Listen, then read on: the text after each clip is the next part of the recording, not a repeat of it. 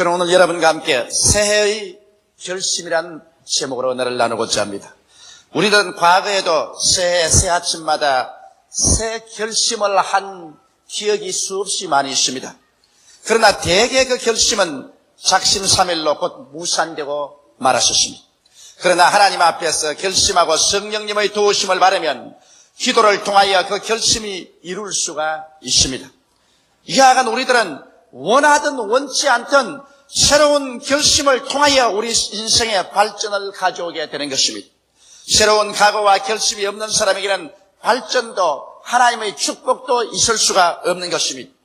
그러므로 우리들은 새해 첫 주일을 맞이하여 반드시 1년 365일을 올바르게 살아갈 결심을 해야만 하는 것입니다. 오늘 이 시간에 여러분과 저는 하나님 앞에서 그 결심을 행하도록 해야 될 것입니다. 첫째로 새해에는 우리가 정직하게 살기로 결심을 해야 됩니다. 마귀는 거짓의 압이라고 했습니다. 마귀가 지배하는 세계는 거짓으로 꽉 들어 차 있는 것입니다. 마귀가 오는 것은 도적질하고 죽이고 멸망시키는 것밖에 없습니다. 여러분, 우리의 생활을 통해서 체험해보면 내가 남에게 속았을 때 그 심정이 어떠했던가 정말 우리 마음속에 쓰디쓴 그런 추억들이 있을 것입니다.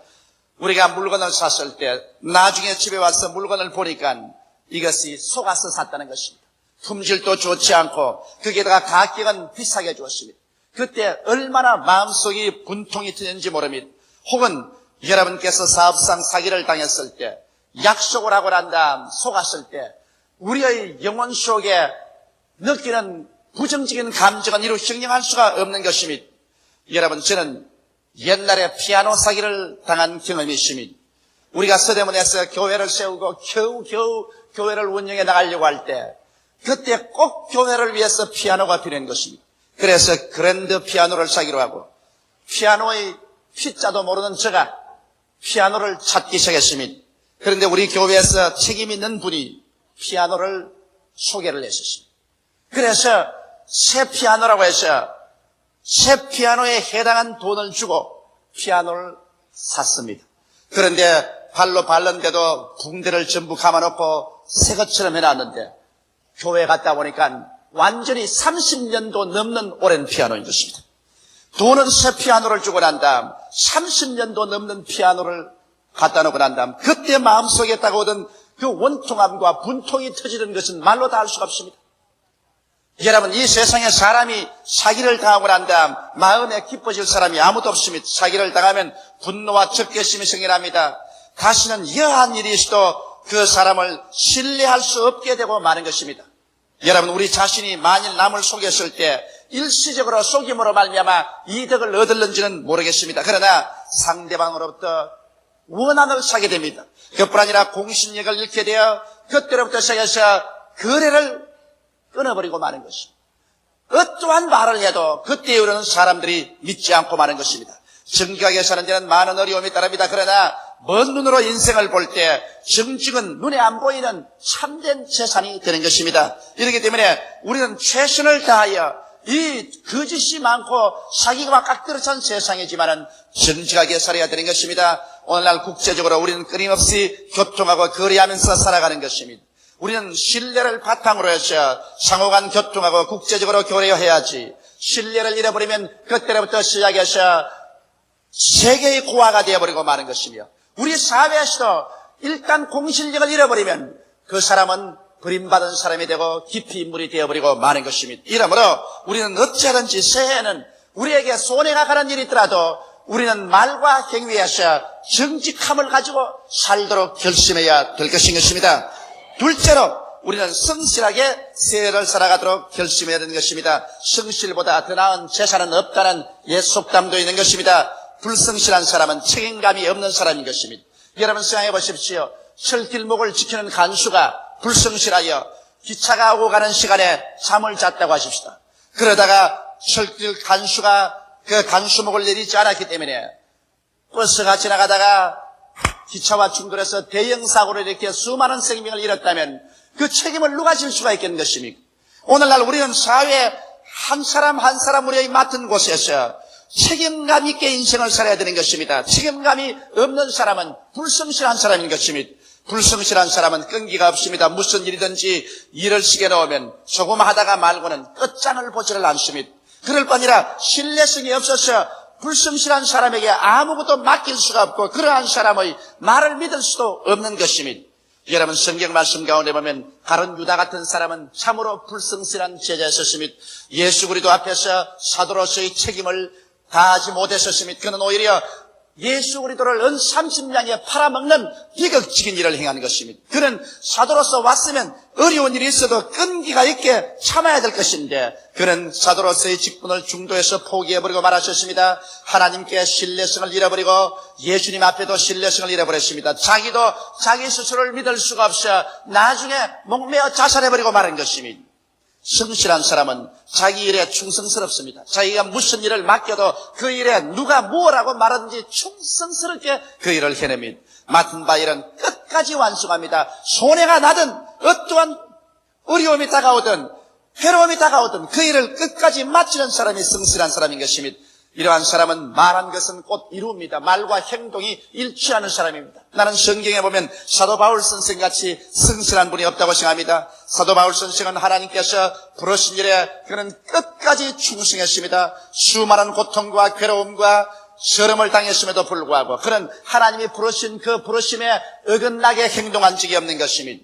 그는 나중에 말하기를 내가 내 달려갈 길을 다 달려가고 믿음을 지켰다고 선언할 수가 있는 것입니다. 이러므로 바울 선생 같은 분은 그가 말을 한 것과 그 행동이 휴라도 위배되지 아니하고 일치했던 것입니다. 20세기 말에 우리 민족이 잘 사는 나라가 되기 위해서는 전 국민이 성실성을 갖고 살아야 되는 것입니다. 우리가 성실성을 잃어버리면 우리나라에 아무런 자연 자원도 없는 이곳에 인구만 많은데 어떻게 이 세상에서 살겠습니까? 우리가 하는 일마다 우리가 성실하게 행함으로 말미암아 우리 민족이 세계 가운데서 살아갈 수가 있는 것입니다. 셋째로 우리는 새해 근면하게 살기로 결심을 해야 되는 것입니다. 성경에는 게으른 자여 개미역에서 배우라고 말하셨습니다. 일하기 싫은 자는 먹지도 말라고 말한 것입니다. 우리는 역사적인 교훈을 잘 살펴볼 수 있습니다.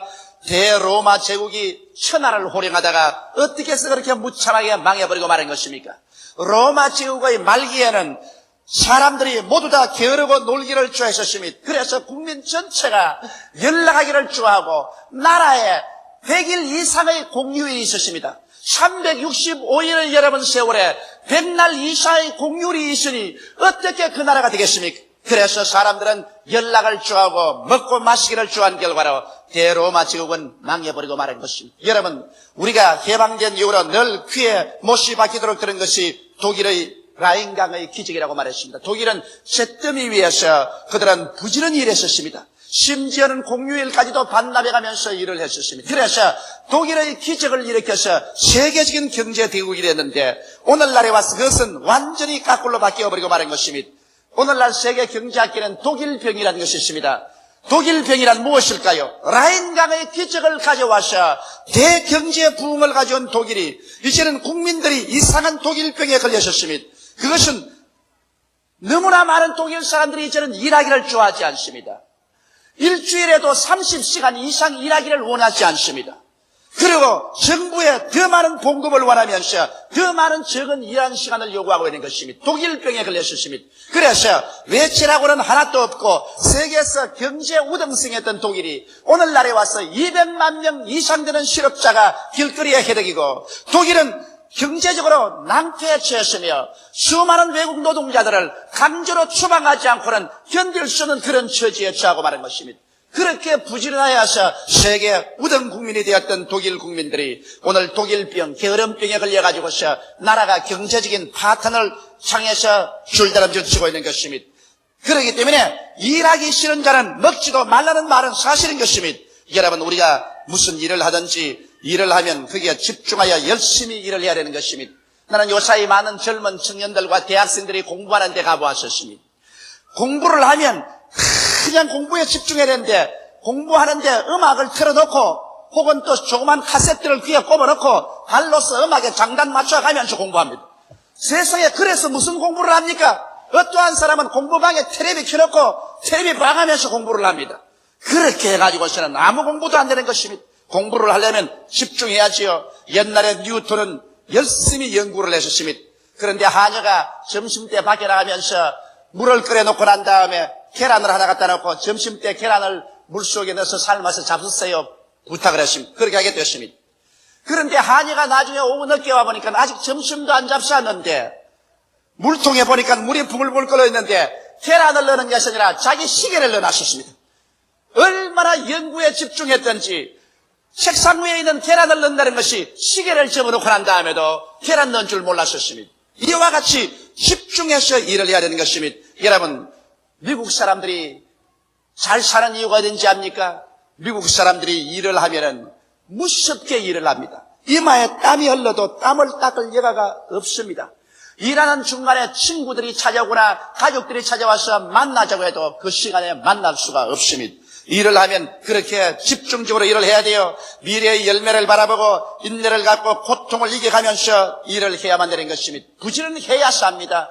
부지런하지 않고는 살 수가 없습니다. 우리는 바로 우리 이웃의 일본 사람들이 꿀벌같이 개미같이 부지런히 일해서 제2차 대전 이후 잿더미 위에서 미국 다음으로 가는 최대의 경제대국을 건설한 것을 보았었습니다. 그러므로 우리도 새해에는 우리의 맡은 바 일에 대해서 부지런하게 일을 해야 되겠습니다. 넷째로 우리 새해에는 충성스럽게 살아야 되겠습니다. 인간은 혼자 살 수는 없습니다. 어떤 단체나 집단에 소속하여 삽니다. 그러나 한 개인이 이기주의자가 되어 등에 붙고 간에 붙는 아부하는 행동을 한다든지 변절자가 되면 그 집단도 망하게 하고 자기도 망하게 하고 마는 것입니다. 물론 우리는 불의에 충성할 수는 없지만은 진리에는 충성해야만 되는 것입니다. 충성스러운 국민이 많고 충성스러운 사원이 많을 때 그 나라는 흥하고 그 회사는 흥하게 되는 것입니다. 이렇기 때문에 우리는 한번 우리가 어느 곳에 몸담아 일하더라도 끝까지 그 몸담아 일하는 그 단체를 위해서 우리 자신을 희생하고 그 단체의 번영과 영광을 위해서 충성을 다해야 되는 것입니다. 오늘날 너무나 이기주의가 횡행해서 단체야 흥하든 망하든 나라야 흥하든 망하든 나만 적당히 잘 먹고 잘 입고 잘 사면 된다고 하는 이런 잘못된 생각이 우리 사람들의 마음속에 빠뜨려져야 되는 것입니다.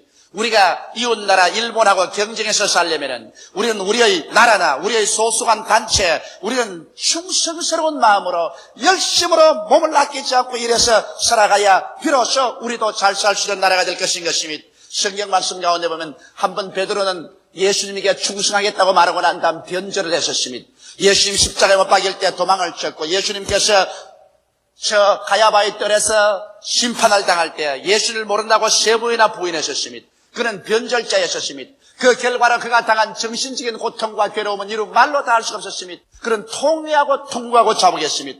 그 결과 회개하고 돌아와서 오순절날 성령의 충만을 받고 난 다음 베드로는 충성스러운 사도가 되었었습니다. 그는 나중에 로마에 가서 거꾸로 십자가에 못 박여 죽었었습니다. 그가 십자가에 못 박일 때 전설을 통해서 보면 나는 예수님을 세 번이나 부인한 사람이기 때문에 예수님처럼 바로 십자가에 못 박여 죽을 자격이 없다. 나를 거꾸로 십자가에 못 박여 달라. 그래서 거꾸로 십자가에 못 박여 죽으면서도 그리스도를 부인하지 않은 그러한 충성스러운 사람이었었습니다. 다섯째로 우리가 새해에는 근검 전략하며 살아야 되겠습니다. 여러분, 사치는 만국병입니다. 필요 이상 분수를 뛰어넘는 소비는 반드시 가난을 가져오는 것입니다. 나는 우리 나라와 우리 민족에 대해서 크게 염려하는 것은 우리 국민 대다수는 근검 전략하고 살려고 애를 쓰지만은 국민 중에 어느 계층은 너무 위화감을 가져올 정도로 사치를 가지고 삽니다. 이러한 사람들의 삶이란 것은 저 구라파의 미국의 선진국이나 일본의 1년에 국민소득 10,000불이 넘는 사람들보다 더 호화롭게 살고 있는 것입니다. 이러므로 말미암아 국민 계층 가운데 위화감을 가져올 뿐 아니라 사치심을 조장하고 있는 것입니다. 여러분, 우리나라같이 450%의 빚을 짊어진 현실에서 왜 외국 수입품 아니면 못 삽니까? 무엇 때문에 우리가 외국 물품을 수입해 가면서 우리의 사치 생활을 해야 되게 되는 것입니다. 저는 제가 외국에 여행을 많이 합니다. 외국에 여행하고 올 때마다 김포 비행장에서 사람들이 보따리에 외국에서 사치품을 선물로 사오는 거 볼 때 나는 가슴이 아픕니다. 한국에서도 얼마든지 살 수 있는 물건을 무엇 때문에 외국에서 산단 말인 것입니까? 살 필요가 있으면 한국에서 살 수 있지 않습니까? 우리의 국민적인 정신적인 자세가 올바르게 되지 않으면 안 될 것입니다. 저는 아무리 해도 저희 할아버지를 잊을 수가 없습니다. 저희 할아버지 밑에서 제가 자랐기 때문입니다. 우리 할아버지는 60이 넘어서 천석을 하신 어른이신 것입니다. 그런데 그 어른께서 어떻게 사시냐면 어느 길거리에 산책을 가더라도 요만한 새끼 토막이시도 다 주워오십니다. 요런 나무도 다 주워오시고 못도 짜오셔서 우리 집 마루 밑에는 새끼 토막에다가 나무에다가 이 못에다가 꽉 들어 찼습니다. 우리 할머님께서 아이고 영감아 온 쓰레기는 다 주워와가지고서 우리 집을 무슨 쓰레기 때문에 만들냐 해도 그렇지 않다. 하나라도 필요할 때가 있다. 그런데 가만히 보면 나중에 꼭 그런 것이 필요할 때가 와요. 나는 기억이 납니다. 우리 삼촌께서 잘 사셨는데 우리 할아버지 이제 90이 넘었었을 때 생일날 좋은 한복을 해주셨습니다. 그런데 그 한복을 꼭 생일날이나 명절날 하루 딱 입고 난 다음에는 딱 해서 넣어놓으십니다. 그 할머님께서 이 영감아 나이 90이 넘어서 언제 죽을지 모르는데 그래 아들이 그 옷 주는데 그것 좀 입고 있지 왜 그걸 하루만 입고 해놓느냐 그것도 다 못 입고 죽을 것이다 이거네. 그래야지 내가 못 입고 죽어야 후세 자손들이 또 남아서 입을 것이 있지 내가 다 입어버리면 어떻게 하나. 그건 당신이 모르는 소리다. 자기 일생 살고 죽는다고 해서 다 써버리면 어떻게 한단 말인고. 내가 남겨놓아야지. 그때 나는 그 말을 듣고 참 우리 할아버지가 어리석다고 생각했는데 그렇게도 근검전략했구나. 그런데 그 사이에 모르게 나도 물이 들어가지고서 요 사이에 저도 종이 한 장을 글을 안 쓰고는 내버릴 수가 없어요. 그 편지를 봉투를 잘라서 그 안에 글 쓴다고 그렇게 부자가 되는 건 아닌데 그걸 내버리려면 자꾸 할아버지가 눈에 얼렁얼렁합니다. 사람이란 가정교육과 생활교육이 얼마나 뼛속까지 사무친다는 것을 저는 거기에 다시 한번 느꼈었습니다. 이러므로 우리는 최선을 다하여 금검전략하면서 새해를 살아가십시다. 여섯째로 우리는 최고 최선을 다하여 살아가야 되는 것입니다. 적당주의를 배겨내야 되는 것입니다. 우리 한국 사람들에게 이 적당주의가 큰일입니다. 물건도 적당하게 만들자. 일도 적당하게, 책임도 적당하게. 제가 한번 하와이에서 그런 일을 당했습니다.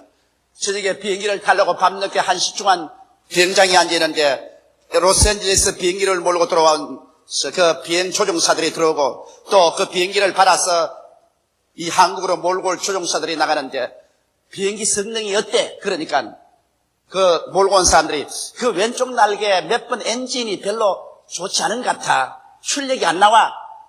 그러면서 하는 말이 적당하게 한국까지 몰고 가거라 그럽니다. 그 말에 가리 털고 내려앉아요. 세상에 사람의 운명과 최선을 시구하는 비행기를 적당하게 몰고 나가보라. 내가 그래서 그때부터 이 비행기 타지 말아야 되겠구나. 적당하게가 뭐야? 적당하게 해서 자기는 죽어버려도 좋지만은 그 비행기에 얼마나 많은 사람과 최선을 시구하는 것입니까? 우리 한국 사람에게 적당주의라는 것은 있을 수가 없습니다. 이러므로 우리는 최고 최선을 다해서 준비하고 최고 최선을 다해서 노력하고 최고 최선의 결과를 만들어야 되는 것입니다. 이 경쟁이 심한 세계 속에서 우리가 제품을 만들어 팔려고 하면은 적당히 해서 만들어 팔아서 절대로 이 세상에서 이겨나갈 수가 없습니다. 우리는 최고 최선을 다해서 준비하고 노력하고 최고의 솜씨를 다해서 세계적인 최고의 제품을 만들어서 내놓아야 그 팔릴 거라는 것입니까? 저는 언제나 하나님께 기도할 때입니다. 하나님, 나는 오늘 이 설교를 하고 난 다음에 이 강단에서 마지막 죽는다고 생각을 합니다. 나는 이 설교를 내 일생의 최고 최선의 설교로서 하게 도와주시옵소서. 그러한 마음가짐을 가지고서 무슨 일이든지 임하지 않고는 우리는 위대한 성취를 이룰 수가 없는 것입니다. 일곱째로 우리는 긍정적이고 적극적이며 그리고 밝은 생활 태도를 취하십시오. 우리가 사람이 세상에 살면서 성공 실패는 우리의 삶의 태도와 자세에 달렸다는 것이 얼마나 중요한지 말로 다 할 수 없습니다. 어느 날 미국 피츠버그에 비가 내리고 있었습니다. 백화점에 별로 사람들도 없었습니다. 그리고 사람들은 부스부스하게 모여서 장기나 뜨고 농담이나 하고 있었는데 어느 할머니 한 분이 이리저리 다니면서 백화점 창문 건너편으로 진열장을 구경하고 있었습니다. 분명히 보았어. 그 할머님이 물건을 살 사람이 아닙니다. 그런데 어느 가구점 앞을 지나가면서 진열장 안으로 들어보고 있는데 가구점 점원이 뛰어나왔었습니다. 할머니 들어오십시오. 아니야, 난 물건 살 거 아니야. 나는 내 차를 기다리기 위해서 시간 보내려고 있는 거야. 좋습니다. 그런데 다리가 아프잖아요. 우리 새 가구가 얼마나 아름답습니까? 들어와서 앉으세요. 앉아만 주셔도 좋습니다. 물건 안 사도 좋아요. 그 옆에 있는 점원들이 찌글찌글 웃었습니다. 저것 팔지도 못하고 사이도 안 할 사람을 뭘 저렇게 친절히 하느냐. 그러나 이 밤 밝고 맑은 웃음을 웃으면서 할머니를 모셔다가 앉혔습니다. 그리고 할머니 차를 기다리죠. 차 남바가 몇 반입니까? 내가 가서 알아봐 주지요. 그래서 그 할머니의 차 남바를 알아주기 위해서 백화점 그 점원은 몇 번이나 밖에 나갔다가 들었다가 했습니다. 그래서 나중에 자동차가 도착했습니다. 그런데 그 할머니가 나가면서 명함 한 장을 주면서 나중에 이 명함을 읽어보고 난 다음 필요하거든 전화를 걸라고 했습니다. 그래서 그 명함을 받아보고 뭐 별 신통한 이름이 아니었습니다. 그래서 서랍 속에 집어넣었습니다. 그런데 며칠이 지나고 난 다음에 눈이 휘둥그러질 만한 소식이 왔습니다. 그것은 미국의 가장 큰 부자였던 강철왕 카네기에게부터 편지가 왔습니다. 우리 어머니가 비 오는 날 백화점에 가서 자동차를 기다린다고 왔다 갔다 할 때 당신이 그렇게 친절히 해서 우리 어머니를 모시고 그리고 우리 어머니를 돌봐줬다고 어머님께서 오셔서 카네기 강철 회사의 그 큰 공장에 사용하는 모든 가구는 당신 집에서 사라고 말합니다. 그리고 우리 고향 스코틀랜드에 기념으로 큰 성을 세우는데 그곳에 들어가는 모든 가구는 모두 다 당신에게 사라고 했으니 당신은 나를 찾아오십시오. 그래서 호박이 능쿨치에 떨어져 버리고 마는 것입니다. 그런 도저히 카네기의 그 큰 회사의 가구를 떼는데도 공장을 세우지 않으면 안 되게 되었습니다. 조그마한 친절이 그의 운명을 변화시켜버리고 마는 것입니다. 여러분 사람들 생각에는 뭐 내게 직접 연관성이 없는데 친절할 필요가 무엇이냐고 말합니다. 우리 한국 식당에는 내가 다시 마시지 않겠다고 침 뱉고 돌아선 그 우물 나중에 와서 다시 마시게 된다는 것이 있습니다. 인생이란 한 번 보고 지나가는 것이 아닙니다. 기회가 있을 때마다 우리는 친절하고 긍정적인 태도로서 적극적인 태도로서 밝고 맑은 태도로서 인생을 살아가면 이것이 여러분과 나에게 나중에 크나큰 축복으로 돌아온다는 것을 알아야 될 것인 것입니다. 이러므로 새해에는 우리는 부정적이고 파괴적이며 원망하고 불평하며 사람들 흠이나 잡고 뒤에서 다리나 잡아 땡기는 이런 일을 하지 마십시다. 이런 일은 일체 다 버리십시다. 우리에게 원한진 사람 다 용서해주고 사랑으로서 우리는 긍정적이며 적극적이고 밝고 맑은 것으로서 다른 사람의 좋은 점을 찾아서 밀어주는 것으로서 인생을 살면 이것이 여러분과 나에게 30배, 60배, 100배의 축복이 되어서 돌아오게 되는 것입니다. 인간 사회의 일체의 산품은 바로 인간이 만들어내는 것입니다.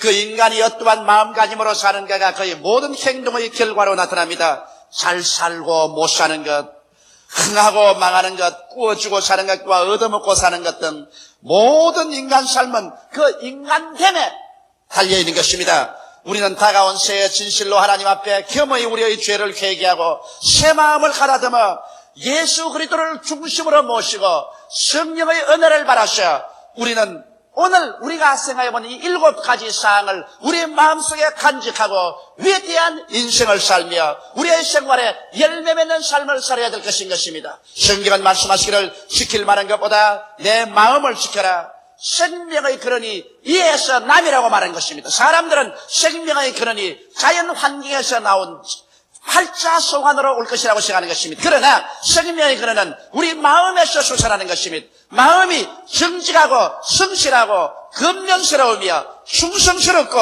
열심히 일하며 긍금절약하고 최선을 다하며 긍정적으로 사는 이러한 마음 바탕을 가진 사람이 어떻게 이 세상에서 버림을 받을 수가 있겠습니까? 이러기 때문에 오늘날 그리스도의 복음이 들어가는 곳마다 머리가 되고 꼴이 되지 않고 위에 있고 내려가지 않고 남에게 구워줄지라도 굳지 않는 삶을 살게 된 이유가 바로 예수 그리스도의 복음은 우리 사람들의 마음을 변화시키기 때문인 것입니다. 성경 말씀대로 우리가 죄 용서함을 받고 그리스도를 구주로 모시고 성령이 우리 마음속에 들어오면 하나님의 성령께서 여러분과 나의 생각을 근본적으로 바꾸어버리고 마는 것입니다. 이래서 우리 한 사람 한 사람이 인생에서 적당주의로 사기치가며 게으르게 사는 것이 아니라 하나님 앞에서 인생을 선물로 받고 하나님 앞에서 사명감을 가지고서 이 세상에 사는 것도 하나님을 섬기는 마음으로 살게 되는 것입니다. 하나님 섬기는 마음으로 남편은 가정을 돌보고 하나님 섬기는 마음으로 아내는 남편과 자녀들을 돌보며 하나님을 섬기는 마음으로 우리는 직장에 나가셔 그 직장에서 부지런한 것이 바로 그곳에서 하나님을 섬긴다는 사명의식을 가지고 살기 때문에 이러한 사람 어떻게 해서 부흥 발전하고 성장하지 아니할 수가 없는 것입니다. 새해에는 우리는 하나님을 섬기는 마음으로 이 마음의 바탕을 올바르게 하셔 여러분과 나 개인과 가정생활 모든 자녀 사업이 영원히 잘됨같이 범사에 잘되며 강건하게 하십시다. 다 같이 고개시켜 기도드리겠습니다. 살아계시고 거룩하신 하나님 우리 아버지, 우리는 1985년 새해를 맞이했습니다. 365일은 마치 아직 가위를 대지 않은 새 천과 같이 우리 앞에 다가와 있습니다. 이것을 어떻게 가위질해서 우리의 아름다운 이복을 만들어 입을 것인가? 이것은 우리에게 달려 있사옵나이다. 우리 아버지 하나님이시여, 하나님은 우리에게 새해를 선물로 주셨습니다. 이 선물로 준 새해를 얼룩덜룩 눈물로 채워놓을 수도 있고 찬란한 무지개 같은 영광으로 채워놓을 수도 있습니다. 하나님 아버지 우리를 도와주시옵소서. 새해는 정직하게 살게 도와주시옵소서. 성실하게 살게 도와주시옵소서. 근면하면서 살게 도와주시옵소서. 근검전략하면서 살게 도와주시옵소서. 최선을 다해서 살게 도와주시옵소서.